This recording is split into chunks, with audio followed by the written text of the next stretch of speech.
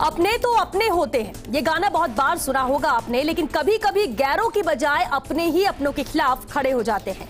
हफीज जालंधरी का शेर है कि देखा जो खा के तीर कमी गाह की तरफ, अपने ही दोस्तों से मुलाकात हो गई। नमस्कार, आप देख रहे हैं बिग फाइट लाइव और मैं हूं आपके साथ श्वेता मिश्रा। गुरुवार यानी कल से विधानसभा का मानसून सत्र शुरू होना है, लेकिन आज की ब्रेकिंग न्यूज, आज के हेडलाइंस में छाया रहा कैलाश वर्सेस कटारिया। असल में बीजेपी नेता कैलाश मेघवाल ने बीजेपी के राष्ट्रीय अध्यक्ष जेपी नड्डा को एक खत लिखा था, जिसमें उन्होंने गुलाब चंद कटारिया के खिलाफ कार्रवाई की मांग की, उनके खिलाफ निंदा प्रस्ताव लाए जाने की मांग की, उन्हें पद से हटाने की मांग की, कई आरोप लगाए। कटारिया के महाराणा प्रताप और भगवान राम पर दिए बयानों का जिक्र किया और भी कई बातें लिखी इस खत में। इस पत्र को लेकर राजस्थान के चिकित्सा मंत्री रघु शर्मा ने बीजेपी की चुटकी भी ली, तो बीजेपी प्रभारी अरुण सिंह भी पत्रकारों के सवालों में घिरते नजर आए। पूरे दिन की रस्साकशी के बाद आखिरकार अरुण सिंह और कैलाश मेघवाल की बैठक हुई और सुबह से कार्रवाई की मांग करने वाले मेघवाल के सुर बदल गए और कार्रवाई के बजाय वो कांग्रेस से क्रांतिकारी जंग की बात करते नजर आए। मतलब पार्टी ने उन्हें स्पष्ट बता दिया कि कोई भी निंदा प्रस्ताव नहीं आएगा। तो क्या ये माना जाए कि बीजेपी में अंदर ही अंदर चल रही गुटबाजी इतने चरम पर है कि अब वो बाहर निकलकर सामने आ रही है? बीजेपी में सब कुछ सही नहीं है। आखिर कैलाश मेघवाल ने चिट्ठी लिखी क्यों? थोड़ा सा 4 लाइनों के जरिए आपको और बात समझा देते हैं। उदय प्रताप सिंह की लाइनें हैं, सब फैसले होते नहीं सिक्के उछालकर, ये दिल के मामले हैं जरा देखभाल की। और मोबाइलों के दौर के आशिकों को क्या पता रखते थे कैसे खत में कलेजा निकाल के। मतलब कैलाश मेघवाल ने अपने कलेजे से वो बातें निकालकर खत में रख दी हैं जो कटारिया को लेकर उनके मन में चल रही थी। तो कैलाश मेघवाल के मन में क्या था, क्या है, और अरुण सिंह के सामने उन्होंने कौन कौन सी बातें रखी, आज बात इसी मुद्दे पर।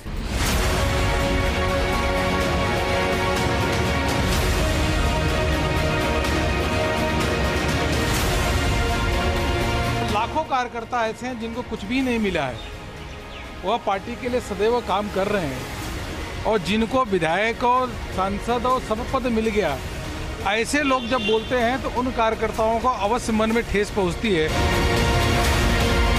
भारतीय जनता पार्टी ने, मैंने कहा ना, एक तो 2M दर्जे के नेता आ गए जिनका कभी नहीं है राज, और जिस ढंग की लड़ाइयाँ भारतीय जनता पार्टी में है, हालांकि उनकी पार्टी का आंतरिक मामला है, लेकिन वो बार बार कांग्रेस का आरोप लगाते हैं, अपने घर को संभालते नहीं हैं। तो जिस तरह के हालात आज बीजेपी के बने हैं, मैं समझता हूं कि एक अनुशासनहीन पार्टी के रूप में सामने आ रही है लोगों के। पार्टी के हित में हमको काम करना है, पार्टी को आगे बढ़ाना है, और इसलिए कल निंदा प्रस्ताव लाने का मैंने विचार छोड़ दिया।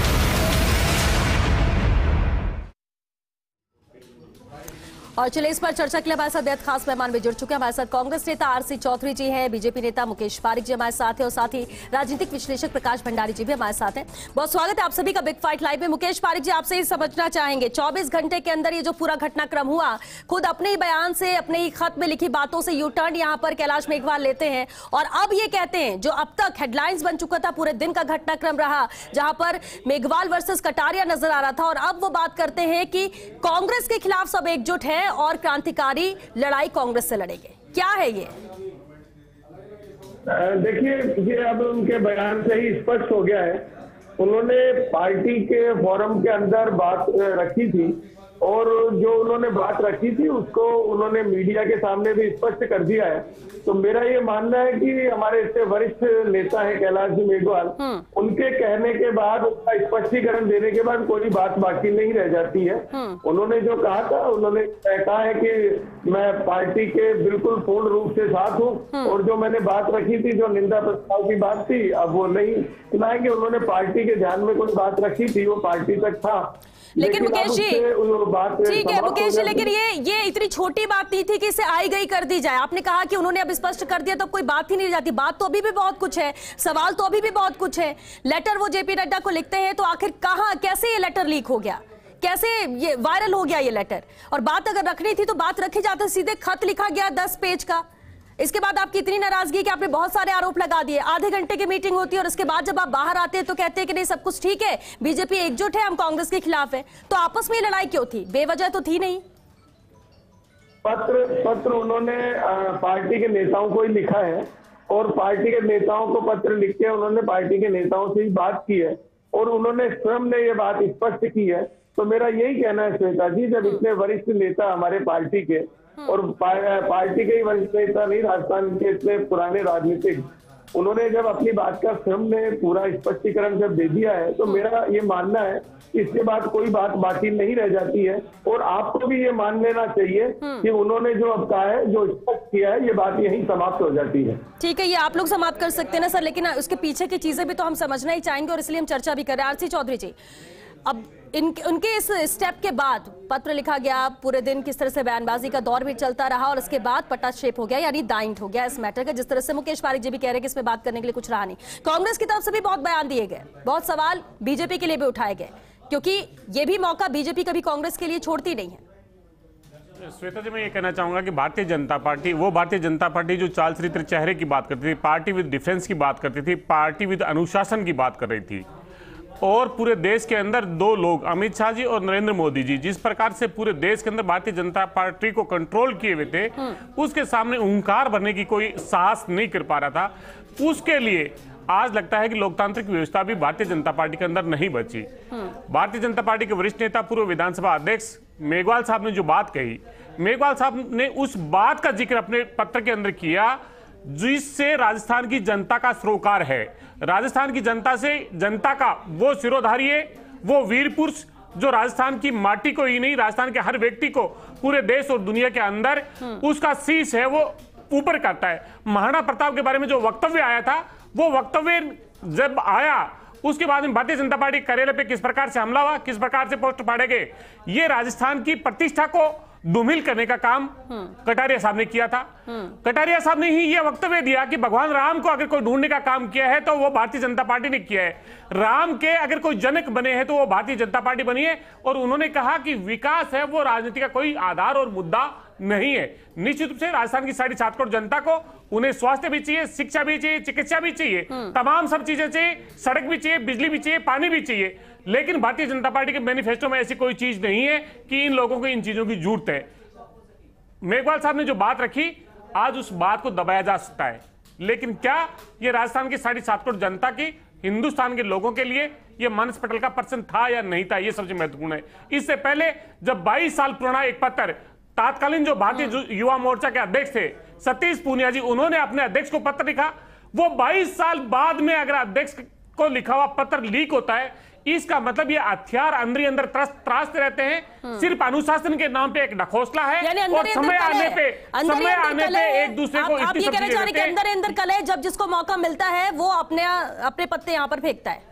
और इसलिए सब कुछ चल रहा है। 22 साल बाद में एक भाजपा के एक अध्यक्ष का पत्र अगर प्रदेशाध्यक्ष के द्वारा लीक हो जाता तो इससे बड़ी क्या दुर्भाग्यपूर्ण बात। प्रकाश भंडारी जी, ये इस पूरे घटनाक्रम को आप कैसे देखते हैं? क्योंकि जब कांग्रेस के अंदर गतिरोध था और जो चैप्टर था जो पूरा देखने को मिला, और आज भी बीजेपी उस मुद्दे को बार बार दोहराती जरूर है जब भी कोई मुद्दा ऐसा आता है, तो क्या ये प्रदेश की सियासत का चैप्टर 2 है?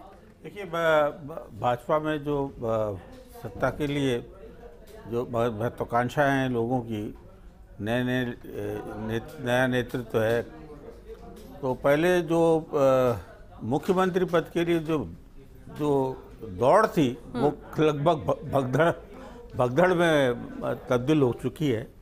वो पहला एपिसोड था।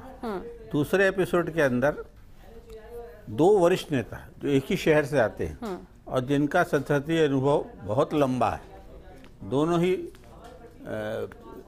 केंद्र में लोकसभा के सदस्य रहे, कैलाश मेघवाल मंत्री भी रहे केंद्र के अंदर, और आज सरकार जब भाजपा की बनी तब महत्वपूर्ण पद पर वो मंत्री रहे।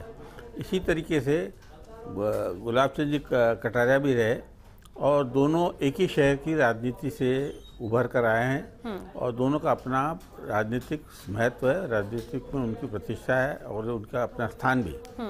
लेकिन आप अगर देखें 85-86 वर्ष के कैलाश मेघवाल, जो कई जगह से विभिन्न स्थानों से उन्होंने चुनाव लड़ा, जालोर से लड़ा, टोंक से लड़ा, संसद लोकसभा के चुनाव के लिए, विधानसभा के चुनाव के लिए कई जगह से चुनाव लड़े, जीते भी, कहीं हारे भी। इन सब के बावजूद वो राजनीति में उनका एक बहुत ही भाजपा के, कम से कम अगर भाजपा सीमित रहे तो उनका बहुत बड़ा स्थान है। लेकिन आज कैलाश मेघवाल अपने शहर के एक ऐसे नेता जो भाजपा के प्रदेशाध्यक्ष से आज लीडर ऑफ ऑपोजिशन है, संसद में भी रहे, मंत्री भी रहे, बड़े पद पर रहे, उनके पता नहीं उनको कैसे इस मौके पर ये सब बातें कैसे याद आ गई, कैसे उन पर भ्रष्टाचार के आरोप भी उन्होंने लगाए और ये कहा, मतलब जितने आरोप लग सकते थे 10 पेज की चिट्ठी में वो सारे लगाए गए। उनके मेरे लगता है कैलाश मेघवाल का खाली एकमात्र उद्देश्य ये रह सकता है कि ये वो जो कटारिया जी को मुख्यमंत्री पद पर नहीं देखना चाहते, नहीं तो ऐसा कोई प्रसंग ही नहीं है जिन पर ऐसे अवसर पर जब विधानसभा कल से शुरू हो रही और पार्टी के अंदर हल्ला गुल्ला करवाने का और उसके बाद अपना महत्व पूरी तरह से दिखाने के बाद वो जो निंदा प्रस्ताव न लेने का उनका जो चिट्ठी लिखने का भी जो कुछ जो मकसद क्या नजर आता है, क्या था चिट्ठी लिखी गई और जो पहल थी, जो इनिशिएटिव थी वो भी उन्हीं की थी और निंदा प्रस्ताव नहीं ये भी इनिशिएटिव उन्हीं का ही। तो ये द्वंद्व जो है वो भाजपा की राजनीति के अंदर अंदरूनी हालत कितने खराब है उसकी खाली झलक है। ठीक है मुकेश पारीक जी, आपने सुना प्रकाश भंडारी जी ने क्या कहा और आपने एक बात कही कि अब क्योंकि चैप्टर क्लोज हो गया तो इस पर चर्चा की जरूरत नहीं लगती है कि इस पर क्या बात की जाए। लेकिन ठीक है, अच्छी बात है ये कि जिस तरह से घटनाक्रम हुआ, जिस तरह से सवाल हो रहे थे, आरोप लग रहे थे, ये वायरल होता है लेटर, बहुत सारी चीजें सामने आई, लेकिन इसके बाद पटाक्षेप हो गया और उन्होंने कहा कि कल कोई निंदा प्रस्ताव नहीं लाएंगे और एकजुट है, अच्छी बात है। लेकिन इस पूरे घटनाक्रम से कहीं ना कहीं बीजेपी की किरकिरी हुई है, कहीं ना कहीं लोगों को मौका मिला है सवाल उठाने का, उन लोगों के लिए, फिर चाहे सीएम चेहरे की बात हो या दूसरे अंदरूनी कलह की बात हो, इस पूरे घटनाक्रम के बाद आपको नहीं लगता है? भारतीय जनता पार्टी एक बहुत बड़ा राजनीतिक दल है, दुनिया का सबसे बड़ा राजनीतिक दल है और राजनीतिक दल में हर नेता को, हर कार्यकर्ता को अपनी बात को रखने का अधिकार होता है और अपनी बात को अपनी नेता को कहना, मैं ये मानता हूं कि इसमें कहीं कोई बुराई नहीं है। लेकिन जब बात कहने के बाद और नेता से बात हो जाए और उनके बात को समझ में आ जाए और उसके बाद वो बात समाप्त करे और अपनी पूरी आस्था और सारी बात को दोहराए और साथ में ये भी कि भारतीय जनता पार्टी के सभी विधायकगण एकजुट होकर कांग्रेस सरकार की जो जिस प्रकार की राजस्थान प्रदेश में नीतियां रही है उसका विरोध करेगी, ये सारी सब जब बातें हो जाती तो इन बातों का कोई महत्व नहीं रह जाता। देखिए अभी मेरे कांग्रेस के साथी बड़ी उत्सुकता से कह रहे थे कि ये हुआ वो हुआ, इसमें दो फर्क है। कांग्रेस के अंदर जो फूट है और कांग्रेस के अंदर जो आपसी खींचतान है उसका सीधा नुकसान जनता को होता है क्योंकि कांग्रेस सत्ता में है। भारतीय जनता पार्टी को आप खींचतान बोलते हैं, जो कोई खींचतान नहीं है, सिर्फ एक प्रजातांत्रिक जो तरीका है उसके अंतर्गत जो लोग बात रखते हैं, चाहे वो कार्यकर्ता रखते हैं चाहे नेता रखते हैं, वो उनका तरीका होता है। लेकिन इनकी पार्टी के अंदर जितने अभी जो हो रहे हैं, इनकी जो आपसी कलह है, आपसी फूट है, उससे हमारे प्रतिष्ठा कहीं ना कहीं विकास भी अवरुद्ध होता है। हमारे माननीय मुख्यमंत्री जी पूरा टाइम अपनी कुर्सी बचाने में और ये गोटियां लगाने में आपके प्रदेश प्रभारी अरुण सिंह भी कहते हैं कि ऐसी बातों से पार्टी को नुकसान होता है, इसका ख्याल सबको रखना चाहिए जो नहीं रखा जाता है। मुकेश जी, श्वेता जी, राजनीतिक दल होने के नाते हमारा नैतिक दायित्व है कि अगर जो राजनीतिक पार्टी सत्ता में है और उसके अंदर आंतरिक कलह है तो उसका नुकसान प्रदेश की जनता को क्यों होवे, प्रदेश की जनता उसको क्यों सहन करे, ये एक महत्वपूर्ण मुद्दा होता है। अभी आपने देखा इनके जो पंचायत के चुनाव थे, जिला प्रमुख के चुनाव थे, उसमें इनका आंतरिक कलह किस तरीके से बाहर उभर के आया, इस बात का इनके पास क्या जवाब है? खुल के आया और इन्होंने ही आरोप लगाया, हम नहीं लगा रहे आरोप, इनके यहाँ जयपुर में आरोप लगाया, इन्हीं के एमएलए पर आरोप लगाया, सचिन पायलट जी पर आरोप लगाया। तो ये लोग जो है इनका साफ दिख रहा है, इनको ये कहने का अधिकार ही नहीं है कि भारतीय जनता पार्टी के अंदर कोई मतभेद है, मनभेद है, ऐसा कुछ नहीं है। कांग्रेस को अपना घर संभालना चाहिए। कहना तो है कि जब खुद के घर शीशे के हो तो दूसरे के घरों पे पत्थर नहीं फेंका करते, ये कहना इनका है। क्योंकि जब आपके यहाँ ही ऐसा चल रहा है और अभी भी जिस तरह से परिणाम आने के बाद चीजें सामने आ रही हैं तो सब कुछ सामान्य और शांत तो कांग्रेस में भी नहीं है। श्वेता जी, निश्चित रूप से आप बहुत अच्छी बात कर रहे हैं और जो जिस कहावत का आप प्रयोग कर रहे हैं वो बहुत पुरानी कहावत है और ऐसा ही होता है। लेकिन दोनों के अंदर फर्क है। मुकेश जी ने जो बात कही, उन्होंने कहा कि राजनीतिक दल के अंदर कोई भी नेता को कहने का हक होता है। अगर ये नेता को कहने का हक होता तो जब विधायक दल की मीटिंग होनी थी, भारतीय जनता पार्टी के विधायक दल की, उसके अंदर उस बात को रखा जाता और उस पर चर्चा होती, तो उसका कहने का कहीं मतलब समझ लिया जाता। उन्होंने अनुशासित तरीके से पत्र लिखा और उसके बाद में जो प्रभारी महोदय वो क्या जवाब देते हैं कि लाखों कार्यकर्ता हैं जिनको बहुत कुछ नहीं मिला, मतलब उनका शोषण किया इन्होंने, और फिर ये अप्रत्यक्ष धमकी देते हैं कि समय आने पे देखा जाएगा। मतलब आप अभी शांत रहिए, जब चुनाव का समय आएगा तब हम आपकी टिकट काटेंगे, दलित चेहरे को हम रोक देंगे, ये कहेंगे। नहीं, ये कहेंगे, ये परिवर्तन देखिए श्वेता जी, परिवर्तन देखिए श्वेता जी। और लेकिन इन्होंने जो मुकेश जी ने एक बात कही कि दुनिया का सबसे बड़ा राजनीतिक दल, मैं कहूंगा कि दुनिया का सबसे बड़ा राजनीतिक दल मिस कॉल से आपके पास में कैसा डाटा है ये भारतीय जनता पार्टी जानती है, लेकिन ये एडीआर के डाटा से पूरा दुनिया जानती है कि हिंदुस्तान का सबसे धनी राजनीतिक दल है तो वो भारतीय जनता पार्टी है। उन्होंने हमारे पे लगाया 25 साल बाद में जयपुर के लोगों ने यहाँ पे कांग्रेस को चुनाव में जिता के भेजा।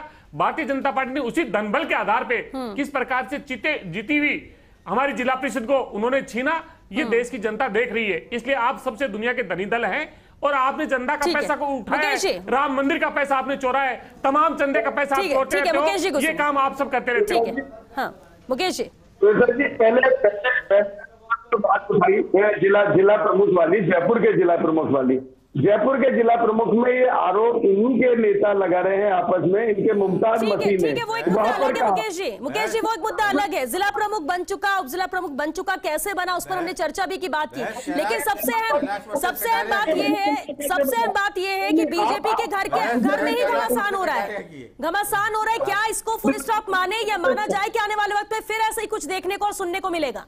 मुकेश जी, अब ये चैप्टर क्लोज है, अब ये बात है बिल्कुल निश्चित रूप से चैप्टर क्लोज है। और हमारे यहाँ नेतृत्व का, हमारे प्रभारी का जो भी आप पार्टी में रहे हैं इतने लंबे समय तक, आपने देखा ये कोई असाधारण घटना नहीं है। जो कैलाश वर्सेस कटारिया वाली की जो एपिसोड हुआ है, ये कोई साधारण घटना नहीं है पार्टी के लिए। इतने वरिष्ठ नेता किस तरह से देखते हैं, आप देखिए कि एक समय तो ये आया था कैलाश जी मेघवाल को उत्तर प्रदेश के राज्यपाल की पेशकश भी हुई थी और उसे किस तरह से रोका गया, ये सब भी आप जानते हैं। वहां पर दलित का कैलाश मेघवाल को दलित चेहरा बना करके पेश किया जा रहा था। कहाँ? उत्तर प्रदेश में राज्यपाल की बात हो रही। और अभी राज्यपाल की कई जगह, कई राज्यों के अंदर राज्यपाल की जगह खाली है। ये लड़ाई शायद कहीं ऐसा तो नहीं हो राज्यपाल अपनी दावेदारी पेश करने का कोई एक जरिया, लेकिन एक दूसरे को नीचा दिखाने का दौर चल रहा है। संयम लोढ़ा ऐसे लेकर इस पूरे घटनाक्रम को लेकर कह रहे हैं बीजेपी में, क्या आप मानते हैं कि यही चल रहा है? दूसरे की नेगेटिव चीजें लाई जा रही है, अपने आप को सुपीरियर बताने की कोशिश? ऐसा है, कहीं ना कहीं रुकावटें पैदा की होगी शायद। कटारिया जी ने जो कैलाश जी की जो राजनीतिक महत्वाकांक्षाएं हैं उसका फल उनको मिल रहा है कि पुरानी चिट्ठियां निकाली जा रही है, पुरानी बातें निकाली जा रही हैं। और कटारिया जी भी दोनों ही बड़े परिपक्व राजनीति हैं। जो ये चिट्ठी लिखी कोई साधारण घटना नहीं मानता मैं ये कह रहा हूँ कि जो लड़ाई है, जो बुजुर्ग नेताओं की लड़ाई है, वो ऐसी लड़ाई है जो एक ही शहर से आते हैं। पता नहीं कब पुराने मनमुटाव भी निकाले जा रहे हैं या राज्य स्तर पर कोई इनने एक दूसरे को कोई नुकसान किया होगा। और बड़ी बात तो ये है कि बुजुर्ग है, बहुत ज्यादा एक्सपीरियंस है, इतने वरिष्ठ नेता है। इसी वजह से कह रहा हूँ कि जो कुछ हो रहा है वो असाधारण बात नहीं है। हाँ। मुकेश जी उस पर ध्यान दें, आप उस बोलिए आप क्या पंचायत पर ले जा रहे हैं बात। मुकेश जी, आसान बात नहीं है और साधारण बात इसे इसलिए नहीं मानेंगे क्योंकि जब कोई नया नेता बनता है, नया जोश होता है, एक दूसरे को बातें कह दी जाती हैं, लेकिन जब दो वरिष्ठ इस तरह से एक दूसरे पर सवाल उठाएं तब साधारण बात नहीं कहा जा सकती इसे। सवाल साधारण या असाधारण का नहीं है। सवाल ये है कि जब स्वयं वरिष्ठ नेता हमारे माननीय कैलाश जी मेघवाल ने हमने आपके समक्ष, प्रेस के समक्ष, मीडिया के समक्ष इस बात का स्पष्टीकरण जब दे देते हैं तो मेरा ये मानना है कि उसके बाद ये बात समाप्त हो जाती है। और इसीलिए मैं आपको बार बार कह रहा हूं कि उनके श्रम के कह देने के बाद यह कोई बात बाकी नहीं रह जाती है। तो इसलिए ये कह देना कि अब ये बात जो भी है इस बात का आप कोई भी मायने निकालें, कोई महत्व निकालें, लेकिन अब इस बात वक्तव्य सीमित है कि ये जो वक्तव्य दे रहे हैं उन्होंने वक्तव्य दे दिया तो जो भाजपा का मुख्यालय है उसी दायरे में रहेगी बात और बाहर कुछ नहीं जाती। आप ये अपने कार्यकर्ताओं को, साधारण जो राजनीति समझते हैं उनको और अपने कार्यकर्ताओं को ये बात जो है पच नहीं रही है कि कैलाश जी मेघवाल ने जो 86 वर्षों के हो गए, उन्होंने 76 साल के एक व्यक्ति पर उंगली उठाई है और 75 साल की जो सीमा रेखा है, सीलिंग बना रखी कि साहब इस वक्त के बाद जो कोई पद नहीं मिलेगा, उसमें ये सब आप बात को देखिए, इसमें अंदरूनी कहीं ना कहीं जो है व्यक्तिगत लड़ाई है और इसके अंदर एक दूसरे को की जो टांग खिंचाई हो रही है, इसका पार्टी को खामियाजा क्या भुगतना पड़ेगा। ये कम से कम कैलाश मेघवाल जी ने इस बात का ख्याल नहीं रखा। ठीक है, एक लास्ट कमेंट आरसी जी। श्वेता जी, मैं इतना ही कहना चाहूंगा कि निश्चित रूप से भंडारी साहब ने बहुत महत्वपूर्ण बात कही। दोनों ही वरिष्ठ नेता हैं और कैलाश मेघवाल जी तो भैरों सिंह शेखावत जी के सारथी रहे हैं, जिन्होंने पहली बार भारतीय जनता पार्टी की सरकार बनाई। आज स्थिति ये आ गई कि जो नया व्यक्ति है जो कल केंद्रीय मंत्री बन के आता है, वो भी मुख्यमंत्री की दौड़ में शामिल हो जाता है। मुख्यमंत्री की भगदड़ मच गई है, लेकिन मुद्दों पे जवाब नहीं दे रहे। कैलाश मेघवाल जी ने बहुत महत्वपूर्ण मुद्दे रखे और राजस्थान की जनता के मुद्दे रखे, वो मुद्दे सदन में होने चाहिए थे, उनके विधायक दल में होने चाहिए थे वो मुद्दे, और वो मुद्दे राजस्थान के गौरव से जुड़े मुद्दे हैं, राजस्थान की आस्था से जुड़े हुए मुद्दे हैं। अगर उन पे चर्चा नहीं करते हैं, इन्हीं भारतीय जनता पार्टी के नेताओं ने और इनके घटक दल के नेताओं ने कहा था, अरुण सिंह जी जो प्रभारी हैं वो चुनाव जीत के नहीं आए, वो किसी नेता के आशीर्वाद से यहां प्रभारी बन के आए। जनता के बीच में अगर अरुण सिंह जी जाएं तो अरुण सिंह जी को पता चले कि किस प्रकार से ये राजस्थान के चोरी से जुड़ी हुई चीजें, ये आरोप हमारा नहीं है, ये मुकेश जी हमारा आरोप नहीं है, आपके नेताओं का आरोप है, हनुमान बेनीवाल जी का आरोप है। बिल्कुल, इस पर तो कमेंट नहीं करेंगे, अंदरूनी मामला किसे क्या जिम्मेदारी दी जाती है, लेकिन इतना तय कि जो सामने है उसे नजरअंदाज भी नहीं किया जा सकता। सिर्फ इतना कहकर कि ये साधारण घटना थी, इस पर चर्चा करने की जरूरत नहीं है। बहरहाल वक्त खत्म हो चुका, आप सभी का बहुत शुक्रिया इस चर्चा में शामिल होने के लिए। तो इतना तो तय कि जब अपनों से ही लड़ाई हो जाए, अपने ही अपनों को नुकसान पहुंचाने लगे, तो ये लड़ाई और ज्यादा मुश्किल और कठिन हो जाती है, कम से कम बीजेपी में नजर आता है। हालांकि अच्छी बात है कि चर्चा होती है, आधे घंटे अरुण सिंह बात करते हैं कैलाश मेघवाल से और उसके बाद वो यू टर्न अपने बयानों पर लेते हैं और साफ कहते हैं बाहर आकर मीडिया से कि निंदा प्रस्ताव कल नहीं लाया जाएगा। लेकिन इतने सवाल खड़े करना, 10 पेज का यहां पर खत लिख देना, उस पर खत का वायरल हो जाना बहुत सवाल खड़े करता है, इसे नजरअंदाज नहीं किया जा सकता। सबसे अहम बात है कि कहा तो ये जा रहा है कि चैप्टर क्लोज है, दाइंड हो चुका है, क्या वाकई में दाइंड हो चुका है, या फिर ऐसा तो नहीं कि कुछ दिनों बाद फिर से इसी तरह की कोई आग यहां पर सामने आ जाए और उसे बुझाने की कोशिश बीजेपी करती रहे। लेकिन कुछ भी होता है, किरकिरी कहीं ना कहीं हुई है इस पूरे घटनाक्रम को लेकर, यह माना जाएगा। चलिए, इसी के साथ बिग फाइट लाइव में आज के लिए बस इतना ही। नमस्कार।